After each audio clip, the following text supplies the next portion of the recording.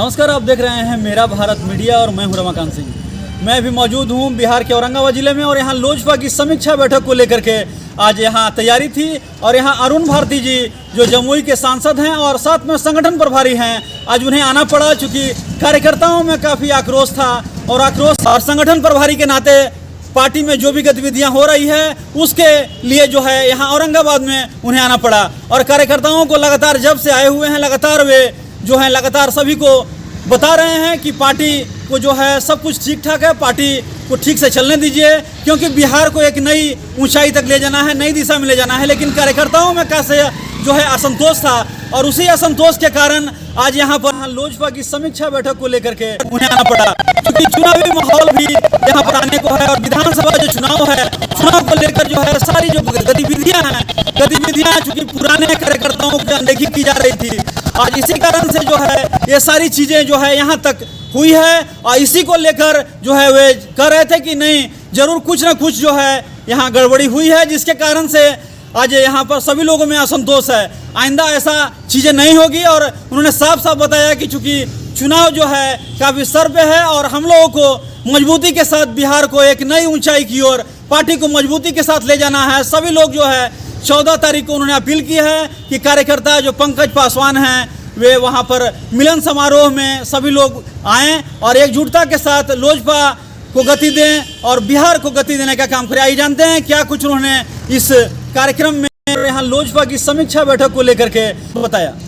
ये लगातार अभी जब हम लोग झारखंड के चुनाव में गठबंधन में जो एक सीट मिला था उसको जीतने के बाद बिहार चुनाव के मद्देनज़र एक हम लोगों ने नव संकल्प अभियान शुरू किया है, जिसके तहत अलग अलग जनसभाएं, आम सभाएं, रैलियां, यात्राएं, नुक्कड़ सभा, हर तरह से जनसंपर्क का हम लोग जनता के साथ जुड़ने का प्रयास करेंगे और ऐसी कई सभाएं होंगी जहां लगातार हम लोग पार्टी को विस्तार करते रहेंगे।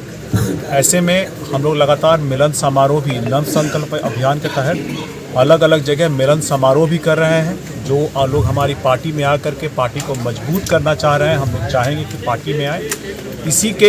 इसी को हम लोगों ने शुरुआत किया था भागलपुर के नाथनगर से, जहां विजय यादव जी बड़ी मजबूती से पार्टी से जुड़े और पार्टी को मजबूत करने का काम विधानसभा चुनाव के मद्देनज़र जो उन्होंने कहा है उस पर वो लगातार अग्रसर है।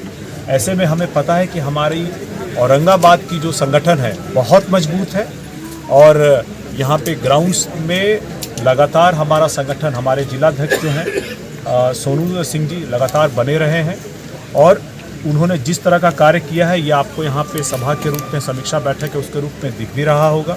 और इसी की लगातार समीक्षा भी बैठक हम लोग कर रहे हैं कि कहीं भी अपने संगठन में चुनाव के मद्देनज़र जहाँ भी कोई त्रुटियाँ होंगी, कमियाँ होंगी, उसको हम लोग अवश्य पूरा करेंगे। मिलन समारोह एक मिनट सर, हम समझ पीछे बात पूरी सुन लीजिए, सवाल पूछे पूरा जवाब सुन लीजिए। अब क्या है कि ऐसे में जो यहाँ पे मिलन समारोह हो रहा है पंकज पासवान जी का, इसको लेकर के कार्यकर्ताओं के मन में कुछ आशंकाएं थी, कुछ कंसर्न्स थे।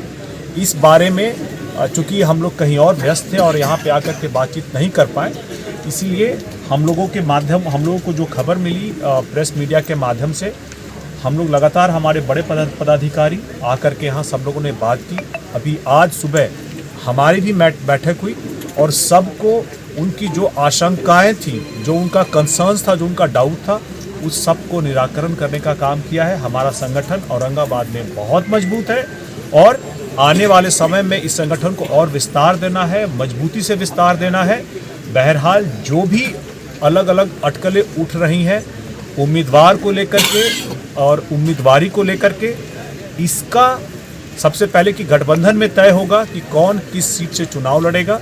एक पार्टी के तौर पे पार्टी को सबको दिखाने के लिए कि हम लोग एक जीवंत पार्टी है, लगातार हमारा कार्यकर्ताओं के साथ संवाद, बैठकें और जनसभाएं होती रहेंगी।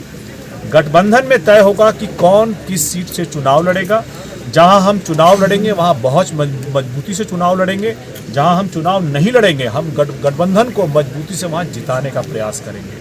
हमने सारे अपने कार्यकर्ताओं की जो भी ये चिंताएँ थी, जो भी कंसर्न्स थी, जो भी इनके डाउट्स थे, सबको दूर करने का काम किया है और अभी हमारे सारे कार्यकर्ता हमारे मजबूत स्तंभ की तरह पार्टी को मजबूती से आगे ले जाने के लिए कृत संकल्प है। कितने सीटों पर चुनाव लड़िएगा बिहार विधानसभा? देखिए, हम लोग पूरे के पूरे 243 सीटों पर तैयारी कर रहे हैं। इस तैयारी में गठबंधन में जो सीटें लोक जनशक्ति पार्टी रामविलास के खाते में आएंगी, एक निर्णय होने के बाद, गठबंधन में बातचीत होने के बाद, उन सीटों पर हम मजबूती से चुनाव लड़ेंगे।